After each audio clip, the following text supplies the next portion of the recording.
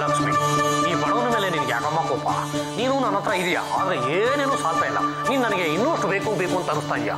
ಲಕ್ಷ್ಮಿ, ಬಾರಮ್ಮ ಬಾರಮ್ಮ, ಶ್ರೀಮಂತರ ಮನೆಯಿಂದ ಎದ್ದು ಬಾ, ರಿಸರ್ವ್ ಬ್ಯಾಂಕ್ ತಿಜೋರಿಯಿಂದ ಬಿದ್ದು ಬಿದ್ದು ಬಾ, ATM ಬ್ಯಾಂಕ್ನಿಂದ ಕದ್ದು ಕದ್ದು ಬಾ. ಲಕ್ಷ್ಮಿ ಲಕ್ಷ್ಮಿ ಬಾರಮ್ಮ.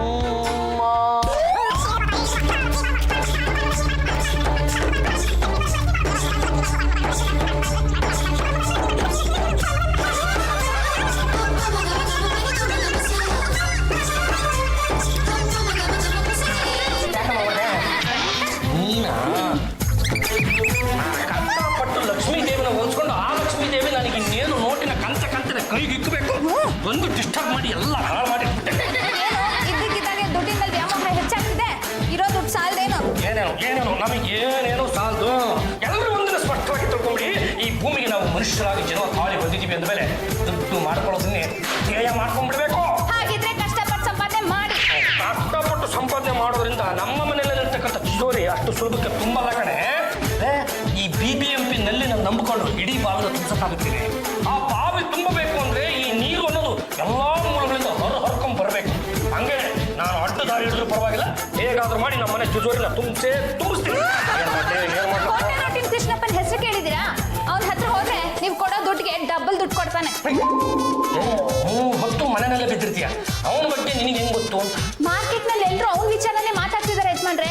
ನಿಮಗೆ ದುಡ್ಡು ಬೇಕೇ ಬೇಕು ಅಂದ್ರೆ ಅವನ ಹಿಂದೆ ಬೀಳಿ. ಯಾರಮ್ಮ ನೀವು? ಅದು ಕೋಟಾ ನೋಟ್ ಡೀಲರ್ ಕೃಷ್ಣಪ್ಪ ಅಂತ ಇದಾರಲ್ಲ, ಅವ್ರನ್ನ ಸ್ವಲ್ಪ ನೋಡ್ಬೇಕು. ಈ ಹುಡುಗಿ ಯಾರು? ಸಾಕಾಗಿದ್ದಾಳೆ. ಅದು ನೋಡ, ನಿನಗೆ ಬೇಡದಿರೋ ವಿಚಾರ. ಇವ್ರ ಹೆಂಡತಿ ಅಂತಾನೆ ತಿಳ್ಕೊ. ಏನಿವಾಗ ಹೆಂಡತಿನ ಕತ್ತಲ್ ತಾಳಿನೇ ಇಲ್ಲ. ತಗ್ಸೋದಕ್ಕೆ ಕಳ್ಸಿದೀನಿ. ಇನ್ನೂ ಏನಾದ್ರೂ ಪ್ರಶ್ನೆ ಮಾಡಿದ್ರೆ ನಿನ್ನೆ ಹಿಡ್ಕೊಂಡು ತಟ್ಟಬೇಕಾಗುತ್ತೆ. ಈಗ ಏನ್ರಪ್ಪ, ಕೃಷ್ಣಪ್ಪನ್ ತೋರಿಸ್ತೀರಾ ಇಲ್ಲ ನಮ್ಮ ಪಾಡಿ ನಾವು ಹೊರಟೋಗೋಣ? ಬೇಡ ಬೇಡ, ತೋರಿಸ್ತೀವಿ. ಅದ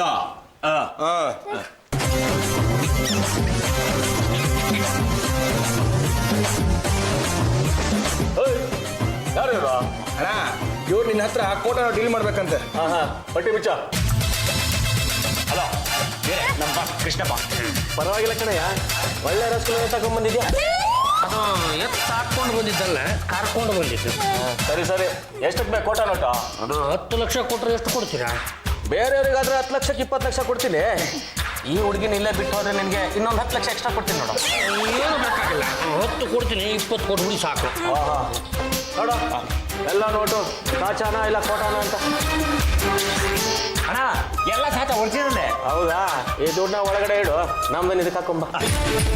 ನೋಡಪ್ಪ, ನಾವು ಈ ಕೋಟಾ ವ್ಯವಹಾರನ ತುಂಬ ಗುಪ್ತವಾಗಿ ಮಾಡೋದು. ಏನಾದರೂ ನೀವು ಆಚೆ ಬಾಯಿ ಬಿಟ್ರೆ ತೆಗ್ರಿ. ಅಲ್ಲ, 10ಕ್ಕೆ 20 ಕೊಡುವಾಗ ನಾವ್ಯಾಕೆ ಬಾಯ್ ಬಿಟ್ಕೊಳ್ಳೋಣ ಹೇಳಿ? 20 ಭದ್ರ. ನಾವೇನು ಬಚ್ಚಿ ಮೇಡಮ್ ಬಾರೆ. ಏನು ಯಜಮಾನ್ರೆ, ಒಳಗಿರೋ ನೋಟ್ಗಳನ್ನ ಒಂದ್ಸಲಿ ಚೆಕ್ ಮಾಡಿ. ಇದು ಒರಿಜಿನಲ್ ನೋಟ್ ತಲೆ ಮೇಲೆ ಹೊಡೆದಂಗಿದೆಯಲ್ಲ ಅಣ್ಣ. ತುಂಬ ಥ್ಯಾಂಕ್ಸ್, ನಾವೇನು ಬರ್ತೀವಿ. ಒಂದು ನಿಮಿಷ ಇರಪ್ಪ, ಕಣ್ಣಿಗೆ ಬಟ್ಟೆ ಕಟ್ಬಿಟ್ಟು ಆಚೆ ಬಿಟ್ಬಾರ. ಅಣ್ಣ, ನೀವು ಏನು ಕಟ್ಟಿದ್ರೇನು? ಆಚೆ ಒಂದು ಬಿತ್ತಿರ್ತಾನೆ, ನಾವೆಲ್ಲಿದ್ದೀವಿ ಅಂತ ನಮ್ಗೆ ಗೊತ್ತಾಗ್ಬಿಡುತ್ತೆ. ಅಯ್ಯೋ, ಗೊತ್ತಾಗೋದಕ್ಕೆ ನಾವೇ ಒಂದೇ ಜಾಗದಲ್ಲಿ ಇರ್ತೀವಿ. ಈ ಕಣ್ಣಿಗೆ ಬಟ್ಟೆ ಕಟ್ಟೋದಿದೆಯಲ್ಲ, ಬಹಳ ಹಳೆ ಸಂಪ್ರದಾಯ, ಫಾಲೋ ಮಾಡಲೇಬೇಕು. ಕಟ್ಟರೋ ಬಟ್ಟೆನ.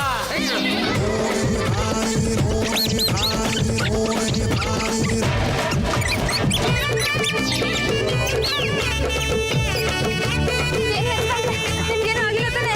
ನನಗೇನಾಗಿಲ್ಲ ಕಣೆ, ಆದ್ರೆ ಕೈಯಲ್ಲಿರೋ ಬ್ರೀಫ್ ಕೇಸ್ನ ಅನ್ಯಾಯವಾಗಿ ಕಿತ್ಕೊಂಡು ಹೋಗ್ಬಿಟ್ರೆ. ಬಂದಿದ್ದವ್ರು ಯಾರು ಗೊತ್ತಾ? ಆ ಕೃಷ್ಣಪ್ಪನ ಕಡೆಯವರೇ. ಅವರೇ ಕೊಟ್ರು, ಅವರೇ ಕಿತ್ಕೊಂಡು ಹೋದ್ರು.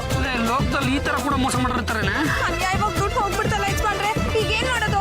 ಬಿಡ್ತೀನ ನಾನು, ಬಡ್ಡಿ ಸಮೇತ ವಸೂಲಿ ಮಾಡ್ತೀನಿ. ನನ್ನ ಮಗ ಯಾಕೆ ಆಕಾಶನ ತಲೆ ಮೇಲೆ ಬಿದ್ದವನ್ ಸಲ ಕೂತಿದ್ದಾನೆ? ಅದು ಹೇಗೆ ಹೇಳ್ಬೇಕು ಅಂತಾನೆ ಗೊತ್ತಾಗ್ತಿಲ್ಲ ಅತ್ತೆ. ನೀನು ಹೇಳಲಿಲ್ಲ ಅಂದ್ರೆ ಅವ್ರಿಗೆ ಸಮಾಧಾನ ಮಾಡೋರು ಯಾರೇ? ಅದೇನಾಯ್ತು ಅಂತ ಹೇಳು. ಯಜಮಾನ್ರು ದಿಢೀರ್ ಅಂತ ದುಡ್ಡು ಮಾಡ್ಬೇಕು ಅಂದ್ರು. ಅದಕ್ಕೆ ನಾನು ಯಜಮಾನ್ರನ್ನ ಕೋಟಾ ನೋಟ್ ಕೃಷ್ಣಪ್ಪನ ಹತ್ರ ಕರ್ಕೊಂಡು ಹೋದೆ. ಅಲ್ಲಿ ದುಡ್ಡು ಕಿತ್ಕೊಂಡು ಹೋದವರು ಅವನ ಕಡೆ ಅವ್ರೆ. ನೀವ್ ಯಾಕೆ ಕಿಸಿ ಕಿಸಿ ಅಂತ ಕಿಸಿದ್ದೀರಾ? ಜಗತ್ತಿನಲ್ಲಿ ನನ್ನಷ್ಟು ಬುದ್ಧಿವಂತ ಯಾರು ಇಲ್ಲ ಅಂತ ಮೆರಿತಿದ್ದಲ್ಲ ನಿನ್ನ ಮಗ.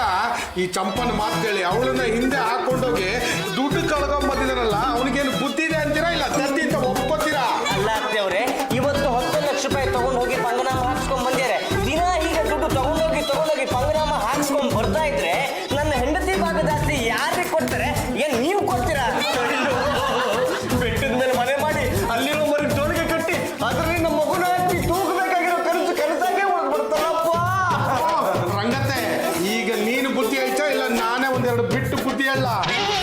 ನಾನೇ ಬುದ್ಧಿ ಹೇಳ್ತೀನಪ್ಪ. ಪಾಂಡುರಂಗ ಗಂಡುಗಲಿ, ನಾವೀಗ ಎಲ್ಲ ಕಳ್ಕೊಂಡು ಬಂದು ಕೂತಿದೀವಿ. ನಮ್ಗೆ ಏನೇನು ಬೇಕೋ ಅದನ್ನೆಲ್ಲ ಹಾಕ್ಬಿಟ್ಟು ಫುಲ್ ಮಜಾ ತಗೊಂಡ್ಬಿಟ್ರಿ. ಹೋಗ್ಲಿ ಬಿಡೋ ಮಗನೇ, ಪ್ರಾಣ ಉಳಿತಲ್ಲ ಅಂಥ ದುಡ್ಡು ಬೇಕಾದ್ರೆ ಸಂಪಾದನೆ ಮಾಡ್ಬೇಕು. ತಾಯಿಗೆ ತಕ್ಕ ಮಗ ಅನ್ನೋ ಸಿನಿಮಾ ನೋಡಿದ್ದೆ. ನಿಮ್ಮಿಬ್ಬರನ್ನ ಏನಾದ್ರು ಗಾಂಧಿನಗರದವ್ರು ನೋಡ್ಬಿಟ್ರೆ ಮಗನಿಗೆ ತಕ್ಕ ತಾಯಿ ಅಂತ ಸಿನಿಮಾ ತೆಗಿಬೋದು. ಅಯ್ಯ ಸುಮ್ಮನೆ ಇರ್ರಿ. ಮಗ 10 ಲಕ್ಷ ರೂಪಾಯಿ ಕಳ್ಕೊಂಬಂದು ಕೂತಿದ್ದಾನೆ, ಫಲವಾಗಿಲ್ಲ. ಹೋಗ್ಲಿ ಬಿಡ ಮಗನೇ ಅಂತಿರಲ್ಲ. ದುಡ್ಡಿನ ಬೆಲೆ ನಿಮ್ಗೇನ್ರಿ ಗೊತ್ತು? ದುಡ್ಡಿನ ಬೆಲೆ ಏನು ಅಂತ ನಮ್ಮನ್ನ ಕೇಳಿ. ನಾವು ಎಲೆಕ್ಷನ್ ಪ್ರಚಾರಕ್ಕೆ ಅಂತ ಹೋಗ್ತೀವಿ. ಬೆಳಗ್ಗೆಯಿಂದ ಸಾಯಂಕಾಲದವರೆಗೂ ಬೆವರು ಹರಿಸಿ ಅವ್ರಿವ್ರ ಮನೆ ಮುಂದೆ ಹೋಗಿ ಆ ಇವರಿಗೆ ಓಟ್ ಹಾಕಿ, ಆ ಇವರಿಗೆ ಓಟ್ ಹಾಕಿ ಅಂತ ಹೇಳ್ತೀವಿ. ಆಗ ಸಾಯಂಕಾಲಕ್ಕೆ ನಮಗೆ 300 ರೂಪಾಯಿ ಕೊಡ್ತಾರೆ. ಆ 300 ರೂಪಾಯಿ ನೋಡೋ ಅಷ್ಟರಲ್ಲಿ ನಮಗೆ ಸಾಕಾಗೋಗಿರುತ್ತೆ. ಅಂಥದ್ರಲ್ಲಿ ರಂಗತ್ತೆ ಒಂದಲ್ಲ ಎರಡಲ್ಲ 10 ಲಕ್ಷ ಕಳ್ಕೊಂಡ್ಬಂದ್ರೆ ಇವನಿಗೆ ದುಡ್ಡು ಹೋಗ್ಲಿ ಬಿಡೋ ಮಗನೇ ಅಂತೀಯಲ್ಲ. ನನ್ನ ಮಗ ಏನಾದ್ರು ಇಂಥ ಕೆಲಸ ಮಾಡಿದ್ರೆ ಎಡಗಾಲಲ್ಲಿ ಹಳ್ಳಕ್ಕೆ ಬಿದ್ದವರಿಗೆ ಆಳ್ಗೊಂದು ಕಲ್ಲು ಅಂತವ್ರೆ. ಇವ್ರು ಸೇರ್ಕೊಂಡ್ರೆ ಸೈಜಲ್ಲಿ ಆಗ್ತಾ ಇದ್ದಾರೆ. ದುಡ್ಡು ಸಂಪಾದನೆ ಮಾಡೋದಕ್ಕೆ ಕಿಡ್ನಿ ಇರಬೇಕು. ನಮ್ಮನ್ನು ನೋಡ್ ಕಲ್ತ್ಕೊಳ್ಳಿ. 1 ರೂಪಾಯಿ ಮಾತ್ರ ತಗೋತೀವಿ, ಅದನ್ನ 10 ರೂಪಾಯಿಗೆ ಸೀತೀವಿ. ಸಂಪಾದನೆ ಮಾಡೋದು ಹಿಂಗೆ. ಅದು ನೋಡಿದ್ರೆ ಅಂದ್ರೆ ಮೊದಲು ಈ ಬ್ರೇನಲ್ಲಿರುತ್ತೆ, ಕಿಡ್ನಿಯಲ್ಲಿರುತ್ತೆ ಅನ್ನೋದನ್ನು ತಿಳ್ಕೊಳ್ಳಿಪ್ಪ. ಅಲ್ಲ, ಸಂಪಾದನೆ ಮಾಡೋದು ಹೆಂಗೆ ಅಂತ ನನ್ನ ಮುಂದೆ ಉಪದೇಶ ಮಾಡೋದಕ್ಕೆ ಬಂದಿರಲ್ಲ. ನೀವಿಬ್ರು ಕಣ್ಣು ಸಾಗಿದ್ರೆ ಸಂಪಾದನೆ ಮಾಡಿ ತೋರಿಸ್ರು. ರಂಗತ್ತೆ ಯಾಕೋ ಹೀಗೆ ಗಿಳಿಸ್ಕೊತೀಯ? ಇದಾನ ನಿನ್ನ ಮಗ ಪಾಂಡುರಂಗ ಗಂಡು ಗಾಲಿ. ಎಡಗೈ ಎತ್ತಿದ್ರೆ ವೀರ ಕೇಸರಿ, ಬಲಗೈ ಎತ್ತಿದ್ರೆ ವೀರ ಮದಕರಿ. ಬರೀ ಕೈಗಳೆತ್ತಿ ಕೊಚ್ಕೊಂಡ್ಬಿಟ್ರೆ ಸಂಪಾದನೆ ಮಾಡೋದಿಕ್ಕೆ ಆಗಲ್ಲ ರಂಗತ್ತೆ. ಅದಕ್ಕೂ ಕಲೆ ಇರ್ಬೇಕು, ಕಲೆ. ನಾವು ಸಂಪಾದನೆ ಮಾಡೋದಿಕ್ಕೆ ಒಂದು ಮಾರ್ಗ ಹುಡುಕಿದ್ದೀವಿ. ನನ್ನ ಮಗ ಮನೇಲಿಲ್ಲ, ಅದೇನು ಅಂತ ಸ್ವಲ್ಪ ಹೇಳ್ತಿಲ್ಲ? ಹೇಳ್ತೀನಿ. ಬಂಡವಾಳ ನಿಮ್ದು, ಲಾಭ ನಿಮ್ದು. ನಮ್ಮ ಕಮಿಷನ್ ಕೊಟ್ಬಿಟ್ರೆ ಸಾಕು. ಕೊಡೋದಾಗುತ್ತೆ ಮುಂದೆ. ನವೀನ್, ಸ್ವಲ್ಪ ಪಾಪ ಇಲ್ಲಿ. ನಮಸ್ಕಾರ ಬಿಡಿ. ಬನ್ನಿ ನವೀನ್, ಚೆನ್ನಾಗಿದ್ದೀರಾ? ಎಷ್ಟು ವರ್ಷದಿಂದ ನೀವು ಈ ಕಸಬು ಮಾಡ್ಕೊಂಡ್ ಬಂದಿದ್ದೀರಾ? ನಮ್ಮ ಕುಲ್ ಕಸಬೆ ಇದು. ನಮ್ಮ ತಾತ ಹಾವಿನ ವಿಷ ತೆಗಿತಿದ್ದ, ಹಾವು ಕಚ್ಚೋದ. ನಮ್ಮ ಅಪ್ಪ ಅವನೇ ಕಚ್ಚೋದ. ಈಗ ನಾನ್ ತುಂಬಾ ಕಿದಾಡಿ ಇದನ್ನ ಹುಷಾರಾಗಿ ಹ್ಯಾಂಡಲ್ ಮಾಡ್ತಾ ಇದ್ದೀನಿ. Very good. ರಂಗತ್ತೆ, ಇವರು ಹಾವಿನ ವಿಷನ ತೆಗೆದು ಮಾರ್ತಾರೆ. ರಾಮ, ನಾಗಲ ಹಾವಿನ ವಿಷನ ಮಾಲೋದ? ದೇವ್ರೆ, ನೀವ್ ಯಾವ ಕಾಲದಲ್ಲಿ ಇದ್ದೀರಾ? ಈಗಿನ ಕಾಲದಲ್ಲಿ ಹಾವಿನ ವಿಷಯಕ್ಕೆ ಸಿಕ್ಕಾಪಟ್ಟೆ ಡಿಮ್ಯಾಂಡ್ ಇದೆ. ಹೌದು, ಈ ವಿಷಯ ಇದೆಯಲ್ಲ, ಇದನ್ನ ಡ್ರಗ್ಸಿಗೆ ಬಳಸ್ತಾರೆ, ಔಷಧಿಗೆ ಬಳಸ್ತಾರೆ. ಅದಕ್ಕೆ ತುಂಬಾ ಡಿಮ್ಯಾಂಡ್. ಇದು ನಾಗಲ ಹಾವಿನ ವಿಷಾನೇ ಅಂತ ಹೇಗೆ ಗೊತ್ತಾಗುತ್ತೆ? ಒಂದ್ ತೊಟ್ಟು ಕುಡಿದ್ ನೋಡು, ಗೊತ್ತಾಗುತ್ತೆ. ಯಾಕೆ ಕುಡ್ದಿದ್ದು? ವಿಷ ಕುಡಿದ್ರೆ ಬದುಕ್ತಾರೇನೋ? ಮತ್ತೆ ಎಂತ ಪ್ರಶ್ನೆ ಅಂತ ಕೇಳ್ತೀನಿ ನೀನು. ಏನಪ್ಪ, ಈ ನಾಗಲ ಹಾವಿನ ವಿಷ ತೆಗೆಯೋದಿಕ್ಕೆ ಹಾವುಗಳನ್ನ ಎಲ್ಲಿ ಹಿಡಿತಿಲ್ಲ? ಸಾಮಾನ್ಯ ಈ ಕಾಡುಗಳಿರುತ್ತಲ್ಲ ಅಂತಲ್ಲಿ ಇರ್ತೀವಿ. ಈ ಬಂಡೀಪುರ, ನಾಗರಹೊಳೆ ಅಂತಲ್ಲಿ. ಅಕಸ್ಮಾತ್ ಅಲ್ಲಿ ಹಾವು ಕಮ್ಮಿ ಆಯ್ತು ಅಂದ್ಕೊಳ್ಳಿ, ಗೋವಾ ಹೋಗ್ಬಿಡ್ತೀವಿ. ಅಲ್ಲಿ ಒಳ್ಳೊಳ್ಳೆ ಹಾವುಗಳು ಸಿಗುತ್ತೆ. ಅಲ್ಲೂ ಅಕಸ್ಮಾತ್ ಕಮ್ಮಿ ಆಯ್ತಾ, ಸೀದಾ ಮಲ್ನಾಡಿಗೆ ಬರ್ತೀವಿ. ಅಲ್ಲಂತೂ ಮೂಲೆಗೂ ಒಂದೊಂದು ಹಾವುಗಳು ಸಿಗ್ತವೆ. ಅದ ಎದ್ಕೊಂಡ್ಬಿಟ್ರ ಬಾಲ್ದಲ್ಲಿ ಹಾವು ಹೊಡೆದಿರೋದು. ಈಗ ಸಾಮಾನ್ಯ ನೋಡಿ, ಈ ಹಾವು ಇರುತ್ತಲ್ಲ, ಅದು ಹೆಡೆ ದೊಡ್ಡದ ಬಿಚ್ಚಿದ್ರೆ ಅವಾಗ ಅದರಲ್ಲಿ ವಿಷ ಜಾಸ್ತಿ ಇದೆ ಅಂತ. ಅದಿನ್ನೇನು ಹೆಡೆ ಬಿಚ್ಚಿ ಮುಚ್ಚಬೇಕು ಅಂದ್ರೆ ನಾವು ಕ್ಯಾಚ್ ಹಾಕೊಂಡ್ಬಿಡ್ತೀವಿ. ಕ್ಯಾಚ್ ಹಾಕೊಂಡ್ಬಿಟ್ಟು ಅದ್ರ ಹಲ್ಲಿಂಗ್ ಕೀಳ್ತಾ ಇದ್ದಂಗೆ ಅದಕ್ಕೆ ಗೊತ್ತಾಗುತ್ತೆ. ನಾವು ಬಾಟ್ಲೆ ತಂದಿದ್ದೀವಿ ವಿಷ ಕಕ್ಕಬೇಕು ಅಂತ. ನಾವು ಬಾಟ್ಲೆ ಹಿಂಗೆ ಹಿಡಿತೀವಿ, ಅದು ವಿಷ ಕಕ್ಕುತ್ತೆ, ತಗೊಂಡ್ಬರ್ತೀವಿ ಅಷ್ಟೇ. ಈ ವಿಷನ ತೆಗೆದ್ಮೇಲೆ ಹಾವುಗಳನ್ನ ಏನ್ ಮಾಡ್ತೀರಾ? ಬಿಟ್ಬಿಡ್ತೀವಿ, ಅದ್ರ ಪಾಡಿಗೆ ಹರ್ಕೊಂಡು ಹೋಗುತ್ತೆ. ಅಲ್ಲಪ್ಪ, ಹಲ್ಲು ಕಿತ್ತ ಹಾವುಗಳು ಜಾಸ್ತಿ ದಿನ ಬದುಕಿರೋಲ್ಲ ಅಂತಲೇ. ಅಯ್ಯೋ ಹೋಗ್ಲಿ ಬಿಡಿ, ಎಷ್ಟೋ ಜನ ಆದ್ರೂ ಚರ್ಮ ಸುಲಿದು ಮಾರ್ಕೋತಾರೆ. ಅದಕ್ಕಿಂತ ವಿಷ ಒಳ್ಳೇದಲ್ವಾ? ಹಾವಿನ ಚರ್ಮನ ಸುಲಿದು ಮಾಲ್ತಲ್ಲ, ಅದ್ ಹೇಗೆ? ನೋಡಿ, ಹಾವಿರತ್ತಲ್ಲ ಹಾವು, ಅದನ್ನ ಹಿಂಗೆ ನೇತಾಕ್ತೀವಿ. ಹಿಂಗೆ ಹಿಡ್ಕೊಂಡು ಚರ್ಮನ ಹಿಂಗೆ ಎಳೆದ್ರೆ ಬೇರೆ ಆಗೋಗುತ್ತೆ. ಅದ್ರ ಪಾಠ ಆಮೇಲೆ ಹೊಟ್ಟೋಗುತ್ತೆ ಮೇಲೆ. ಹೀಗೆಲ್ಲ ಮಾಡಿದ್ರೆ ಲವಲವ ನಲ್ಕಸಿಗೊಂಡು ಮನುಷ್ಯನ ಚರ್ಮನು ಹೀಗೆ ಸುಲಿದು ಬಿಟ್ರೆ ಆಗ ಇನ್ನೂ ಚೆನ್ನಾಗಿರುತ್ತಲ್ಲ. ರಂಗತ್ತೆ ನಾವು ದುಡ್ಡು ಮಾಡಕ್ ಹೊರಟಾಗ ಇನ್ನೊಬ್ರಿಗೆ ಆಗೋ ತೊಂದರೆ ಬಗ್ಗೆ ಜಾಸ್ತಿ ತಲೆ ಕೆಡಿಸ್ಕೋಬಾರ್ದು. ಏನಪ್ಪ ಆ ವಿಷಯದ ಬಾಟ್ಲಿಗೆ ಎಷ್ಟಾಗುತ್ತೆ? 50,000 ರೂಪಾಯಿ ನಿಮಗೆ. ನೀವು ಬೇಕಿದ್ರಿಂದ ಬೇರೆಯವ್ರಿಗೆ 1.5 ಇಂದ 2 ಲಕ್ಷ ತನಕ ಮಾಡ್ಬೋದು. 2 ಲಕ್ಷನ? ರಂಗತ್ತೆ ತಾನಾಗೆ ಬಂದಿರೋ ಅವಕಾಶನ ಕಳ್ಕೋಬೇಡ. 50,000 ರೂಪಾಯಿ ಕೊಟ್ಟು ಆ ವಿಷಾನ ತಗೋ. ಆ ವಿಷಾನ ಕೊಂಡ್ಕೊಳ್ಳೋ ಗಿರಾಕಿಗಳನ್ನು ನಾವೇ ತೋರಿಸ್ತೀವಿ. 2 ಲಕ್ಷ ರೂಪಾಯಿಗೆ ಆ ವಿಷಾನ ಮಾರ್ಬಿಡು. ಬರೋ 1.5 ಲಕ್ಷ ರೂಪಾಯಿ ಲಾಭನ ಪಾಂಡುರಂಗನ ಮುಖದ ಮೇಲೆ ಎಸಿ 10 ಲಕ್ಷ ಕಳ್ಕೊಂಡಿರೋ ಅವನಿಗೆ ಸ್ವಲ್ಪನಾದ್ರೂ ಸಮಾಧಾನ ಆಗುತ್ತೆ. ನನ್ನ ಮಗ ಕಳ್ಕೊಂಡಿರೋ ದುಡ್ಡನ್ನ ನಾನು ಸಂಪಾದನೆ ಮಾಡಿ ನನ್ನ ಮಗನ ಕೊಡ್ಲೇಬೇಕು. ಇಲ್ಲಪ್ಪ ದುಡ್ಡು ತಗೊಂಡು ಬರ್ತೀನಿ. ನೋಡಿ ಮಿಸ್ಟರ್ ನವೀನ್, ನಮಗೆ ಕೊಡ್ಬೇಕಾಗಿರೋ ಕಮಿಷನ್ ದುಡ್ಡನ್ನ ಇವಾಗಲೇ ಕೊಟ್ಬಿಡಿ. ಅವ್ರ ಮುಂದೆ ಕೊಡ್ಬಿಡಿ, ಕಣ್ ಬೀಳುತ್ತೆ. ಅಷ್ಟೇ ತಾನೆ, ತಗೊಳ್ಳಿ 500 ರೂಪಾಯಿ. ಕಮ್ಮಿ ಆಯ್ತಾ? ಇನ್ನೊಂದು 5 ರೂಪಾಯಿ.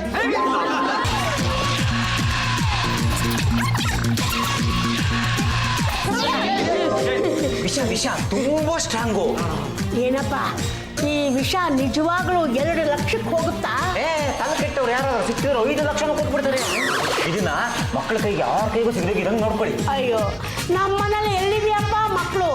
ಇರೋವೆಲ್ಲ ಕಳ್ಳನ್ ಮಕ್ಕಳು. ಬರೋ ನಾಗರ ಪಂಚಮಿಗೆ ಅದಕ್ಕೆ ಪೂಜೆ ಮಾಡಿಬಿಟ್ಟು ಮಾರ್ಬಿಡಿ. ನಿಮಗೂ ಒಳ್ಳೇದಾಗುತ್ತೆ, ತಗೊಳ್ಳೋರ್ಗೆ ಇನ್ನೂ ಒಳ್ಳೇದಾಗುತ್ತೆ. ಈ ಮನೆಯವ್ರು ವಿಷ ತಗೋತಾರೇನೋ? ತಗೋತಾರ ಕಣ, ಅವ್ರಿಗೆ ವಿಷ ಬೇಕಾಗಿದೆ.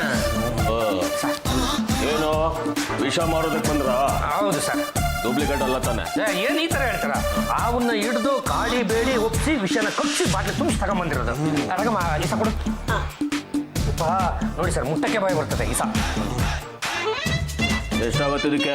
ಅದು ಬೇರೆ ಒಂದು ಮಾತು ಹೇಳಿ ಬರ್ತೀನಿ, ಬಂಡವಾಳ ಹಾಕ್ತಾರೆ ಇವರು. ರಗಮ್ಮ ನಿಮ್ದು ನೀವು ಇಟ್ಕೊಂಡು ಅದೇನು ನೋಡಿ ಕರೆಕ್ಟಾಗಿ ಒಂದು ರೇಟ್ ಹೇಳಿ ಪಾಪ. 2 ಲಕ್ಷ ರೂಪಾಯಿ ಆಗುತ್ತೆ. ಅದಕ್ಕಿಂತ 5% ಕಮ್ಮಿ ಕೊಟ್ಟರು ತಗೊಳ್ಳಲ್ಲ, 5% ಜಾಸ್ತಿ ಕೊಟ್ಟರು ತಗೊಳ್ಳಲ್ಲ. ಒಟ್ಟಿನಲ್ಲಿ ನಮ್ಗೆ 2 ಲಕ್ಷ ರೂಪಾಯಿ ಕೊಟ್ಬಿಡಿ, ನಾವು ತಗೊಂಡು ಹೋಗ್ತಾ ಇರ್ತೀವಿ. ಮಾಡಬಾರ್ದು ಕೆಲಸ ಮಾಡ್ತೀರೇನ್ರಿ? ಡ್ರಗ್ಸ್ ಸ್ಮಗ್ಲಿಂಗ್ ಆಯ್ತು, ಈಗ ಆವಿನ ವಿಷ ಸ್ಮಗ್ಲಿಂಗ್ ಮಾಡ್ತಾ ಇದ್ದೀರಾ? ಎಲ್ಲರನ್ನೂ ಅರೆಸ್ಟ್ ಮಾಡ್ಕೊಂಡು ಹೋಗಿ ಲಾಕಪ್ ಅಲ್ಲಿ ಹಾಕ್ಬಿಡ್ತೀನಿ. ಸರ್, ನೀವು ಸಿಕ್ಕಾಪಟ್ಟೆ ತಪ್ಪು ತಿಳ್ಕೊಂಡ್ಬಿಟ್ಟಿದ್ರ, ಅದು ವಿಷ ಅಲ್ಲ. ಸಾಕು, ಸುಮ್ ಕೂತ್ಕೊಡ್ರಿ. ಯಾವನೊಬ್ಬ ವ್ಯಕ್ತಿ ಎಲ್ಲ ಕಡೆ ಆವಿನ ವಿಷವ ಮಾರ್ತಾವನೆ ಅಂತ ಇನ್ಫಾರ್ಮೇಶನ್ ಬಂತು. ನಾವು ಫಾಲೋ ಮಾಡ್ಕೊಂಡ್ ಬಂದ್ರೆ ಇಲ್ಲಿ ದೊಡ್ಡ ಗ್ಯಾಂಗೇ ಇದೆ. 2 ಲಕ್ಷ ರೂಪಾಯಿಗೆ ವ್ಯವಹಾರ ಕುದುರಿಸಿರೋದು ನಮ್ಗೇನು ಗೊತ್ತಿಲ್ಲ ಅನ್ಕೊಂಡಿದ್ದೀರಾ? ಇದರಲ್ಲಿ ನಂದೇನು ತಪ್ಪಿಲ್ಲ ಸರ್. ಹಾವನ್ನ ಮನೇಲಿ ಇಟ್ಕೊಂಡು ಸಾಕಿದ್ರೆ ಫಾರೆಸ್ಟ್ ಡಿಪಾರ್ಟ್ಮೆಂಟ್ ಅವ್ರು ಬಂದು ಇಟ್ಕೊಂಡು ಹೋಗ್ತಾರೆ. ಅದಕ್ಕೆ ಹಾವಿನ ವಿಷನ ಮನೇಲಿ ಇಟ್ಕೊಂಡು ಪೂಜೆ ಮಾಡಿದ್ರೆ ತುಂಬಾ ಒಳ್ಳೇದಾಗತ್ತೆ ಅಂತ ಹೇಳಿ ವಿಷನ್ ಮಾರಕ್ ಬಂದವ್ರು ಇವರೇ ಸರ್. ನಮ್ಗೆ ಯಾಕೆ ಕೊಡ್ತೀಯ ಸರ್? ಅವ್ನು ತಮಾಷೆ ಮಾಡ್ತಾವ್ರೆ, ಅದು ವಿಷ ಅಲ್ಲ. ಹೌದಾ? ಸ್ವಲ್ಪ ಬಾಟ್ಲು ಕುಡೀಲಿ, ಕುಡೀಲಿ. ಏನ್ ಮಾಡ್ತಾ ಇದೀಯಾ? 1 ನಿಮಿಷ ಇರಿ ಸರ್, ಚೆಕ್ ಮಾಡ್ತೀನಿ.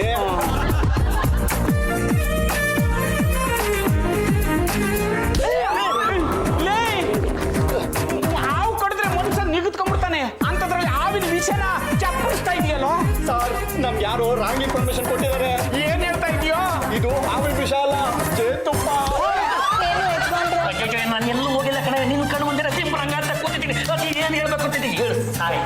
ನಾವಿಬ್ರು ಹೋದ್ವಿ, 10 ಲಕ್ಷಕ್ಕೆ ನಾಮ ಹಾಕಿಸ್ಕೊಂಡು ಬಂದ್ವಿ. ಅತ್ತೆಯವರು ಮನೆಯಲ್ಲೇ ಇದ್ಕೊಂಡು 50,000 ರೂಪಾಯಿ ನಾಮ ಹಾಕಿಸ್ಕೊಂಡ್ರು. ಅಷ್ಟಿದ್ಮೇಲೆ ಅಷ್ಟು ಆಗ್ತದ? ಹೌದು ಕಣೋ ಮಗನೇ, ಯಾಕೋ ನಮ್ಮ ಗ್ರಹಗತಿಗಳು ಸರಿ ಇಲ್ಲ ಅಂತ ಕಾಣಿಸುತ್ತೆ.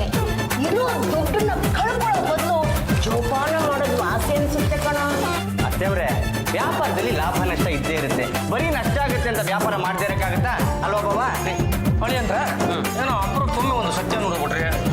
ನೋಡೋದು ಗೊತ್ತೇಟ್ ಆಗಿದ್ದೀರಿ, ಗೋಡೆ ಮೇಲೆ ಕುತ್ಕೊಂಡು ಲಕ್ಷ ಕಟ್ಟಲ್ಲ, ಅಲ್ಲಿ ಇದ್ದಂಗಿದ್ದೀರಾ. ಬಾಬಾ, ದಿಢೀರ್ ದುಡ್ಡು ಸಂಪಾದನೆ ಮಾಡಬೇಕು ಅಂತಂದ್ರೆ ಚಿನ್ನದ ಬಿಸ್ಕತ್ತಿನ ವ್ಯಾಪಾರ ಮಾಡಿದ್ರೆ ಹೇಗೆ? ಕೇಳಿದ್ರೆ ಮಕ್ಕ ಕೊಡ್ಬಿಡ್ತೀನಿ ರಾಸಿಗೆ. ಲೇ, ಆ ಚಿನ್ನದ ಬಿಸ್ಕೆಟ್ಗಳನ್ನ ಕಡಿಮೆ ಬೆಲೆಗೆ ನಮಗೆ ಕೊಡುವಂಥವ್ರು ಯಾರಿದ್ದಾರೆ? ಪಾರ್ಟಿನ ಹಿಡ್ದಿದೀವಿ. ಏನು ಹೇಳ್ತಾ ಇದ್ರಪ್ಪ ತಾವು? ಹೆಸರು ಮಾರಪ್ಪ ಅಂತ. ಆತ ಪಾಳೆಗಾರ ವಂಶದವನು. ಆ ಕಾಲದಿಂದನೂ ಅವ್ರ ಮನೇಲಿ ಒಂದು ಚಿನ್ನದ ಕುರ್ಚಿ ಇತ್ತಂತೆ. ಆ ಚಿನ್ನದ ಕುರ್ಚಿ ಏನಾದ್ರು ಪೊಲೀಸ್ ಅವ್ರ ಕಣ್ಣಿಗೆ ಬಿದ್ದರೆ ತುಂಬಾ ತೊಂದರೆ ಆಗುತ್ತೆ ಅಂತ ರಾತ್ರಿ ಅದನ್ನು ಕರಗಿಸಿ ಚಿನ್ನದ ಬಿಸ್ಕತ್ತನ್ನ ಮಾಡಿದ್ದಾನೆ. ಅವನು ಅದನ್ನ ಅರ್ಧ ಬೆಲೆಗೆ ಮಾರ್ತಿದ್ದಾನೆ. ಅವನನ್ನ ಕರ್ಕೊಂಬಂದು ಮನೆ ಮುಂದೆ ನಿಲ್ಸಿದ್ದೀನಿ. ನೀವು ಬೇಕು ಅಂದ್ರೆ ಒಳಗೆ ಕರೆಸ್ತೀನಿ. ಅಯ್ಯೋ, ನನ್ನ ಚಿನ್ನ ಬಂಗಾರಿ, ಅಯ್ಯೋ ಲಕ್ಷ್ಮಿನ ಕರೆಸಿ ಅವನನ್ನ ಬಾಗ ಮುಂದೆ ನಿಲ್ಲಿಸ್ತಾರೇನೋ. ಕಸ ಕಸ ಕಸ ಕಸ ಮದ್ದು ಕರ್ಕೊಂಬರ. ಈ ವಯ್ಯ ಪಾಳೆಗಾರ ನೀನು. ಆಯಪ್ಪ ಪಾಳೆಗಾರನ್ ಗೊತ್ತಾಗಬೇಕು, ಬಿಸ್ನೆಸ್ ಮಾಡ್ಬೇಕು. ನೀವು ಮಾತಾಡ್ಬೇಡಿ ಪ್ಲೀಸ್ ಸರ್, ಮುಗಿಸ್ಬಿಡ್ರಿ ಸರ್. ಬನ್ನಿ ಕುತ್ಕೊಳ್ಳಿ. ಇಲ್ಲಿ ನೋಡಿ, ಎಲ್ಲರೂ ನೋಡ್ತಾ ಇದೀವಿ. ನಾನು ಪಾಳೆಗಾರ ವಂಶಕ್ಕೆ ಸೇರಿದವನಾದ್ರಿಂದ ನನ್ನ ಹತ್ರ ಇರೋ ಎಲ್ಲ ಚಿನ್ನನು ಇವ್ರ ಪಾಳ್ಯಕ್ಕೆ ಹಾಕ್ಬೇಕು, ಪಾಳೆಗಾರ ವಂಶದವ್ರಿಗೆ ಸೇರ್ಬೇಕು ಅಂತ ನಾನು ಇಷ್ಟು ದಿನ ಕಾಯ್ತಾ ಇದ್ದೆ. ಇವರು ನನಗೆ ದೇವ್ರ ತರ ಸಿಕ್ಕಿ ನಿಮ್ಮ ಮನೆಗೆ ದಾರಿ ತೋರಿಸ್. ಅಯ್ಯೋ, ನಾವ್ ಎಂತೆಂಥವ್ರಿಗೂ ದಾರಿ ತೋರಿಸಿದೀವಂತೆ, ಅಂಥದ್ರಲ್ಲಿ ನಿಮ್ಗೆ ತೋರಿಸ್ದೇ ಇರ್ತೀವಾ? ಇನ್ನೂ ಮಾತುಕತೆ ಬೇಡ. ಅವ್ರ ಪಾಪ ಮನೆಗೆ ಹೋಗೋದಕ್ಕೆ ಲೇಟ್ ಆಗುತ್ತೆ ಅನ್ಸುತ್ತೆ. ಡೈರೆಕ್ಟ್ ಆಗಿ ವ್ಯವಹಾರಕ್ಕೆ ಬಂದು ಬರೋಣ. ನನ್ನ ಹತ್ರ ಇದೆ ಎಲ್ಲಾ ಚಿನ್ನದ ಬಿಸ್ಕೆಟ್ನು ಮಾರಿ ಕೊನೆಗೆ 5 ಪೀಸ್ ಉಳ್ಕೊಂಡಿದೆ. ಅದು ಬಿಸ್ಕೆಟ್. ನಾನು ಒಂದೊಂದನ್ನು ಒಬ್ಬೊಬ್ಬರಿಗೆ 15 ಲಕ್ಷ ರೂಪಾಯಿ ಮಾರಿದ್ದೀನಿ. ನೀವು ಪಾಳೆಗಾರ ವಂಶಕ್ಕೆ ಸೇರಿದವರಾದ್ರಿಂದ ಈ ಬಿಸ್ಕೆಟ್ನ ನಿಮಗೆ ಒಂದೊಂದಕ್ಕೆ 10 ಲಕ್ಷ ರೂಪಾಯಿ ಕೊಟ್ಬಿಡ್ತೀನಿ. ನೀವು ಇದನ್ನ 15 ಲಕ್ಷ ಕಾರ ಮಾಡ್ಕೊಳ್ಳಿ, ಇಲ್ಲ ಶೋಕೇಸಲ್ಲಿ ಶೋಪೀಸ್ ತರ ಇಟ್ಕೊಳ್ಳಿ. ತಗೊಳ್ಳಿ, 5 ಬಿಸ್ಕೆಟ್ಗೆ 50 ಲಕ್ಷ ರೂಪಾಯಿ ಕೊಟ್ಬಿಡಿ. ಅದು ನಮ್ಮ ಅಮ್ಮನ ಕೈಲಿ ಒಂದ್ಸಲ ಚೆಕ್ ಮಾಡಿಸ್ಬಿಡ್ತೀನಿ. ಮಾಡಿಸಿ. ರಂಗಮ್ಮ, ನೀನು ಹಳೆ ಕಾಲದವಳು, ನಿನಗೆ ಗೊತ್ತಾಗುತ್ತೆ. ಚೆಕ್ ಮಾಡು. ಮೂಸು ನೋಡಿದ್ರೆ ಗೊತ್ತಾಗುತ್ತೆ ಕಣೋ, ಇದು ಅಪ್ಪಟ ಬಂಗಾಲ. ಮೂಗಿಗೆ ಚಿನ್ನದ ಘಮಲು ಲಪ್ ಲಪ್ ಅಂತ ನಾಚ್ತಾ ಇದೆ. 50 ಲಕ್ಷಕ್ಕೆ ನಮಗಿದು ಫಿಕ್ಸ್, ನಾವು ತಗೋತೀವಿ. ಏನು ಯಜಮಾನ್ರೆ? ನೀನು ಸ್ವಲ್ಪ ತೆಪ್ಪ ಕೂತ್ಕೊಳ್ಳೆ. ನಾನು ಕಳ್ಕೊಂಡಿರೋ ದುಡ್ಡನ್ನು ವಾಪಸ್ ಪಡಿಬೇಕು ಅಂದ್ರೆ ಬರೀ 50 ಲಕ್ಷ ಏನು, 1 ಕೋಟಿ ಕೊಡೋದಕ್ಕೂ ರೆಡಿ.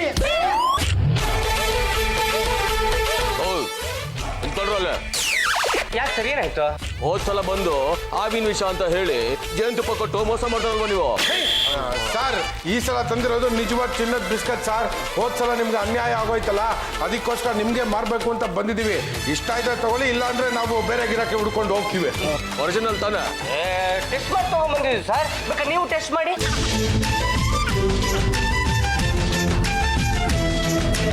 ಯಾಕೋ ತೂಕ ತುಂಬಾ ಕಡಿಮೆ ಇದೆ. ಸರ್, 22 ಕ್ಯಾರೆಟ್ ಒರಿಜಿನಲ್ ಚಿನ್ನ ತೂಕ ಕಡಿಮೆ ಇರುತ್ತೆ ಸರ್. ಇಷ್ಟಕ್ಕೂ ಅದೇನು ಭಾರ ಬರೋದಕ್ಕೆ ಕಬ್ಬಣ ಚಿನ್ನ, ಅದಕ್ಕೆ ಭಾರ ಬರಲಿ ಅಂತಾನೆ ಈ ಹಿತ್ತಾಳೆ ತಾಮ್ರನೆಲ್ಲ ಮಿಕ್ಸ್ ಮಾಡ್ತಾರೆ. ಮಾರಪ್ಪ ಅನ್ನೋರ ಹತ್ರ ನಾವು ಕೊಂಡ್ಕೊಂಡು ಬಂದಿದ್ದೀವಿ. ಅವರು ಯಾರಾದ್ರೂ ಸರಿಯಾದ ವ್ಯಕ್ತಿಗೆ ಕೊಡಿ ಅಂತ ಹೇಳಿದ್ರು, ಅದಕ್ಕೆ ನಾವು ನಿಮಗೆ ಕೊಡಕ್ ಬಂದ್ವಿ. ಸರ್, ಒಂದೊಂದು ಚಿನ್ನದ ಬಿಸ್ಕೆಟ್ಗೆ 15 ಲಕ್ಷ ರೂಪಾಯಿ ಆಗುತ್ತೆ ಸರ್. 5ಕ್ಕೆ 75 ಲಕ್ಷ ರೂಪಾಯಿ ಕೊಟ್ಟರೆ ಸಾಕು ಸರ್. ಆದ್ರೂ ತುಂಬಾ ಹಗುರವಾಗಿದೆಯಲ್ಲ. 1 ನಿಮಿಷ.